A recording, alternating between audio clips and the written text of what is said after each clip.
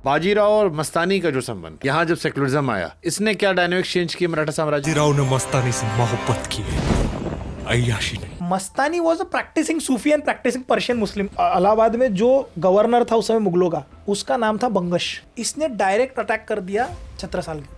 बंगश ने पकड़ा, बंगश के बेटे ने भी पकड़ा। बंगश के बेटे ने जब इनको हराया जैद के जंगल में, ट्रैप किया जैद के फोर्ट में, तो इन्होंने बाजीराव को कविता में पत्र लिखा, जो गत ग्रह गजेंद्र की सो गत भई आज, बाजी लगी बुंदेल की बाजी बचाओ तुम लाज। और उन्होंने कहा कि देखो एक क्षत्रिय एक ब्राह्मण को बुला रहा है और तुम नहीं आए तो क्या होगा। बाजीराव को जब लेटर आया, बाजीराव स्विफ्टली गए, तीनों तरफ से बंगश को पकड़ा, ट्रैप कर लिया, बंगश को भेज दिया गया। तो ऐसा कहते हैं कि छत्रसाल बुंदेला ने उन्हें कहा कि बाजी तुम हमारे बेटे जैसे हो। छत्रसाल के 2 औरस पुत्र थे, तो वो सर की, बाजीराव को बीच में बैठाया गया। बोले बुंदेलखंड के 3 हिस्से होंगे, एक बाजी को मिलेंगे, 2 इनको मिलेंगे। तो बाजीराव अधिकृत राजा भी बने, उसके बाद भी वो सेवक रहे शाहू महाराज के।